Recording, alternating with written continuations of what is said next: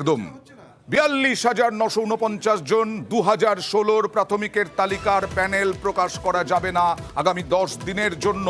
কথা বলবো প্রতিনিধি অর্ণবের সঙ্গে। অর্ণব, কি কারণ, কি পর্যবেক্ষণ দেখানো হলো?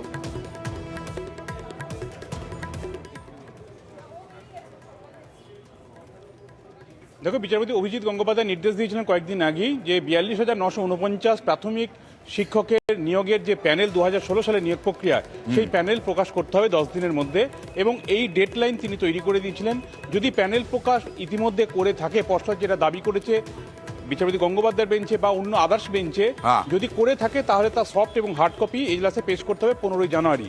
যদিও এই নির্দেশকে চ্যালেঞ্জ করে ডিভিশন বেঞ্চে বোর্ড যায় এবং বোর্ডের আবেদনের প্রেক্ষিতে বিচারপতি সৌমেন সেনের ডিভিশন বেঞ্চ জানিয়েছে আপাতত এখনই প্রাথমিক শিক্ষা পর্ষদকে প্যানেল প্রকাশ করতে হবে না। যে নির্দেশ দিয়েছিলেন বিচারপতি গঙ্গোপাধ্যায় তা পুনর্বিবেচনা করবেন তিনি, এমনটাই পরামর্শ করে জানানো হয়েছে। একই সঙ্গে মামলাকারীদের কোনো আইনি যুক্তি বা ভিত্তি তৈরি হয়েছে কিনা প্যানেল প্রকাশের দাবি জানানোর, সেটাও খতিয়ে দেখবে সিঙ্গেল বেঞ্চ। তাই এই বিষয়গুলি, অর্থাৎ যে বিচারটা করেছিলেন বিচারপতি গঙ্গোপাধ্যায়, সেটা পুনর্বিবেচনা করবেন। মামলা সিঙ্গেল বেঞ্চে ফিরিয়ে দিয়ে বিচারপতি ডিভিশন বেঞ্চ, সৌমেন সেনের ডিভিশন বেঞ্চ আপাতত প্যানেল প্রকাশে স্থগিতাদেশ জারি করেছেন। তৈরি করছে, প্রতিবেশীরা নিকাশিতে একেবারে নাজেহাল হয়ে যাচ্ছেন, কিন্তু পুরসভা মানতে নারাজ। দেখুন,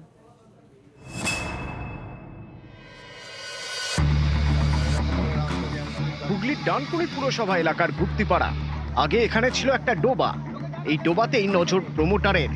অভিযোগ, একটু একটু করে বোঝানো হয়েছে ডোবা এবং পাশের নিকাশি নালা। বেআইনিভাবে তৈরি হচ্ছে বহুতল। এতে ক্ষুব্ধ স্থানীয়রা। তাদের অভিযোগ, পুকুর এবং নিকাশি নালা বুঝিয়ে দেওয়ায় বৃষ্টি হলেই এলাকায় জল জমছে। এই বেআইনি নির্মাণ নিয়ে স্থানীয় কাউন্সিলরকে জানিয়ে লাভ হয়নি। পুরসভার অফিসে চিঠি দিলেও বন্ধ হয়নি বহুতল নির্মাণ। আমাদের ইনলিগাল ও ড্রেন বন্ধ করে দিয়েছে ১০-১৫ বছর হলো, আর ড্রেনে জল, ইলেকট্রিক, নিকাশি ব্যবস্থা, চলাচল কিচ্ছু করতে দিচ্ছে না। আমার অবজেকশন আমি জমা দিয়ে এলাম উইথ মার্চ পিটিশন, মানে সবার পাড়ার সই দিয়ে। সেটাই তো বডি ল্যাঙ্গুয়েজ তো তাই বলছে। ওর বডি ল্যাঙ্গুয়েজ বা ল্যাঙ্গুয়েজ বারবার ফোন তুলছে না, আসেনি। কনস্ট্রাকশন এত তাড়াতাড়ি করছে, 10 দিনের মধ্যে মানে এত কিছু করে ফেলেছে, খুঁড়ে টুড়ে এ করে বিম করে। তো এটা পুকুর আছে, ওরা গায়ে জোরে শুধু করে যাচ্ছে। এখানে লোকাল গুন্ডা ফুন্ডা সবাইকে ডেকে সুষ্ঠুভাবে এইটা ঝামেলাটা মিটে যাক, ওদের কনস্ট্রাকশন ইলিগাল এটা বন্ধ হোক। ডোবা বুঝিয়ে বহুতল নির্মাণের ঘটনায় আসরে বিরোধীরা। অভিযোগ, পুরসভার মদতেই এই কাজ চলছে। যতদূর আমরা জানি ওটা ডোবা রেকর্ড আছে, সেই ডোবা রেকর্ডের উপর বহুতল নির্মাণ হচ্ছে। ডানকুনি পৌরসভা তৃণমূল পরিচালিত, আর তৃণমূল পরিচালিত মানে কাটমানির ভাগ বাটোয়ারা থাকবেই এখানে। এইরকম ঝুড়ি ঝুড়ি অভিযোগ ডানকুনি অঞ্চলে ডোবা বুঝিয়ে বহুতল নির্মাণ প্রায় হচ্ছে। উভয় পক্ষকে আমরা পৌরসভায় ডেকেছি। পৌরসভা উভয় পক্ষ আসুন, আমাদের ইঞ্জিনিয়াররা থাকবেন, আমাদের আধিকারিকরা থাকবেন। আমরা কাগজপত্র দেখে তারপর উপযুক্ত ব্যবস্থা করব।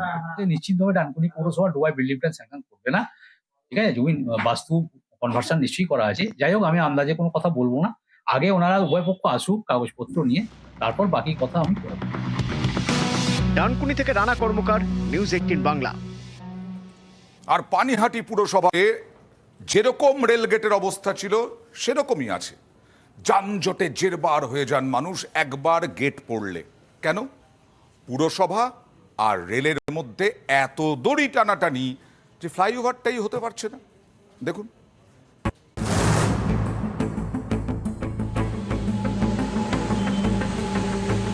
উত্তর দিনাজপুরের ইসলামপুর।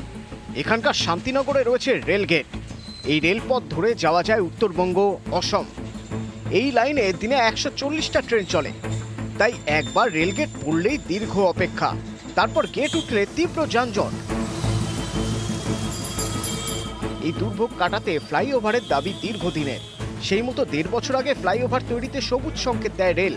এরপর একাধিকবার এলাকা ঘুরে দেখেন রেলের আধিকারিকরা, কিন্তু কাজ আজও শুরু হয়নি। তাই যানজট সমস্যার সমাধানও হয়নি। আমাদের তো প্রতিনিয়ত সমস্যা। প্রতিদিন মোটামুটি ১.৫-২ ঘন্টা আমাদের রেলগেটেই চলে যায় সময়। ইভেন আমাদের বেঙ্গলের না বিহারের লোকজন এখন যাতায়াত করে, তাদেরও অনেক সুবিধা হবে যদি ফ্লাইওভারটা খুব তাড়াতাড়ি সম্পন্ন করা হয়। এখানে যাওয়া সব দেখতে যে না কতটা সময় লাগে। এখানে যদি উপর ব্রিজ হয় বা নিচান থেকে ব্রিজ হয় এই ভালো হলে ভালো হবে। তো দেখে গেছে কিন্তু হয়নি কাজ। রায়গঞ্জের বিজেপি সাংসদ দেবশ্রী চৌধুরী তার দাবি তৃণমূল পরিচালিত ইসলামপুর পুরসভা নো অবজেকশন সার্টিফিকেট দেয়নি, তাই রেল ফ্লাইওভারের কাজও শুরু করতে পারেনি। এটা নিয়ে আমি বহুবার এসেছি। এর আগে ডিআরএম যিনি ছিলেন তিনি আমার সঙ্গে পরিদর্শন করেছেন। ইসলামপুরের শান্তিনগরের আরবি এবং রায়গঞ্জের আরবি দুটোই শুধুমাত্র এনওসির অভাবে আটকে আছে।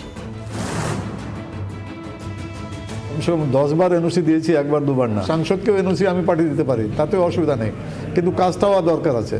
কাজটা করতে পারছে না। উনি তো গোটা জেলায় একটা ফ্লাইওভার করতে পারেননি। আসলে এনওসির ব্যাপার নেই, ওনারা করাতে পারছেন না বলে ওগুলো অজুহাত দাঁড় করাচ্ছেন। রেল ও পৌরসভার টানাপোড়েনে এখনও থমকে রয়েছে শান্তিনগর ফ্লাইওভারের কাজ। তবে সাধারণ মানুষ চাইছে সেখানে ফ্লাইওভার হোক এবং সমস্যার সমাধান হোক, এটাই দাবি তুলেছেন সাধারণ মানুষ। তবে কবে এই ফ্লাইওভারের কাজ শুরু হবে নজর থাকবে আমাদের। ইসলামপুর থেকে চঞ্চল মোদক, নিউজ 18 বাংলা। বছর ধরে কয়েক হাজার টাকা পেলে তার কত উপকার হতো বলুন তো? শুধুমাত্র ভুল বলে দায় এড়াচ্ছেন। দেখুন,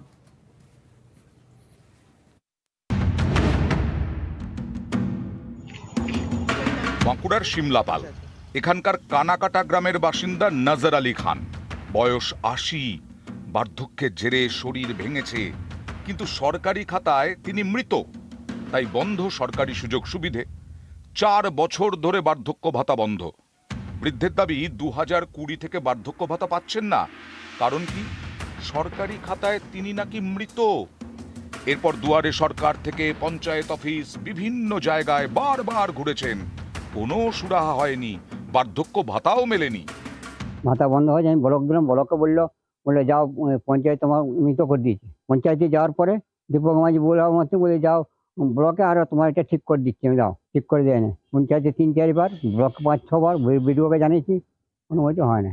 দাদুর ভাতাটা 20 সাল থেকে বন্ধ হয়ে গেছে, কোনো কাজেই হচ্ছে নি।